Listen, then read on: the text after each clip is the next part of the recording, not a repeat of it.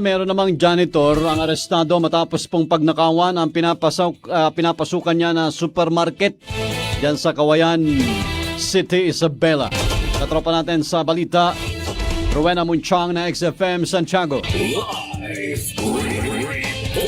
Report. Arestado ang isang janitor matapos umanong magnakaw ng iba't ibang beauty care products sa isang supermarket sa Kawayan City dito sa lalawigan ng Isabela. Kinilala ang suspect sa alias June, 30 anyos, janitor sa nasabing supermarket at residente ng Barangay San Antonio, Burgos, Isabela. Batay sa ulat, humingi umano ng plastic bag ang suspect sa isang cashier bago nagtungo sa section ng mga beauty care products ng supermarket. Habang nasa naturang section, palihim umano niyang kinuha ang ilang produkto at inilagay sa isang basket. Pagkatapos nito, nagtungo siya sa food center kung saan inilipat niya ang mga produkto sa plastic bag at itinago sa loob ng kanyang jacket. Gayunman, bago pa man siya makalabas ng establishmento, napansin na siya ng mga security guard at hiningan ng resibo para sa mga dala niyang produkto. Nabigo umano ang suspect na magpakita ng anumang resibo. Dahil dito, agad siyang dinakip ng mga otoridad at nakumpiska mula sa kanyang pag-iingat ang iba't ibang gamit sa pangangalaga ng kuko kabilang ang nail polish, nail cuticle at cuticle remover na nagkakahalaga ng mahigit 800 pesos. Dinala na sa himpilan ng pulisya ang suspect para sa karagdagang dokumentasyon at pagsasampa ng kaukulang kaso. Mula rito sa 104.9